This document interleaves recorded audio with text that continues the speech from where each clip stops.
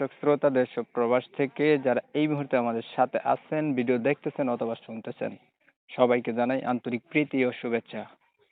বন্ধুরা, আমি কথা বলছিলাম এই মুহূর্তে একটি আপুর সাথে, প্রতিবেদন করবে কয়েকদিন আগে থেকেই যোগাযোগ করছিল।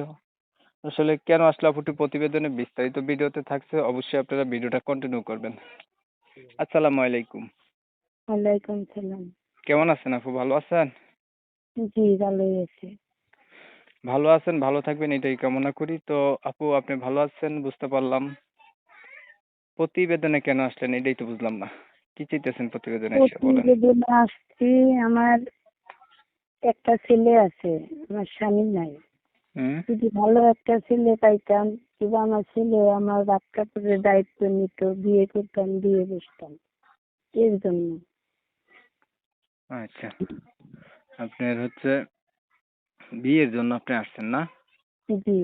যে আপনার বিষয়টা আমি দর্শকদের কাছে একটু ক্লিয়ার করি। প্রিয় দর্শক শ্রোতা, আপনারা যারা এই মুহূর্তে এই আপুর কথা শুনছেন, উনি হচ্ছে প্রতিবেদনে আসছে। উনি হচ্ছে বিবাহিত, উনার স্বামী নেই, উনার একটা ছেলেও আছে।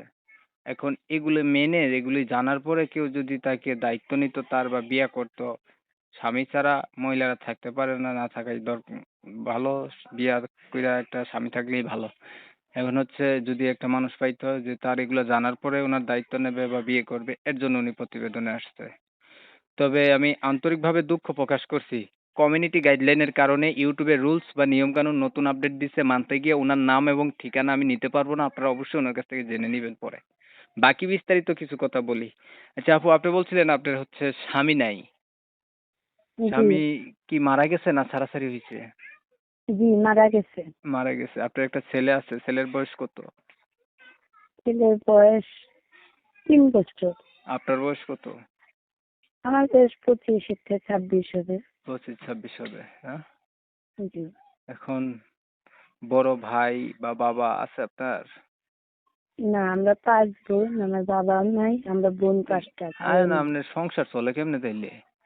এই তো টুকটাক ভাবে আগে কাজ করতাম, এখন ছেলেটা নিয়ে কাজ কাম করতে পারি না দেখে মা খাই দিনের মধ্যে, আমাদের চালানোর মতো কেউ নাই, এর জন্য। আচ্ছা আচ্ছা। আচ্ছা, যেহেতু আপনি বিবাহিত, তাই না?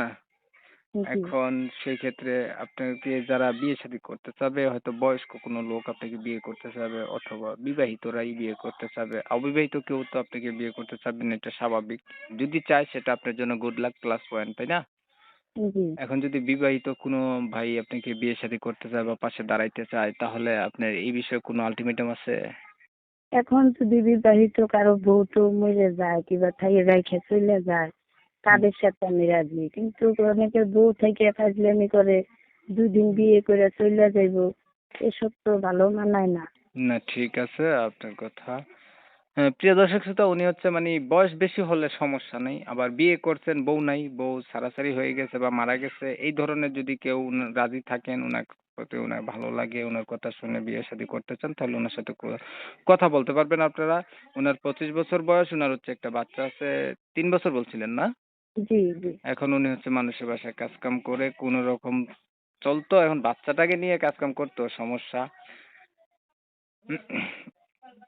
এখন আমি দেখতে দেখতে কিন্তু ভিডিও শেষ প্রান্ত চলে আসছি। তারপর হচ্ছে একটা কথা বলি, আপনি পড়াশোনা আসেনি জানা? হালকা পাতলা নাম ঠিকানা লিখতে পারি।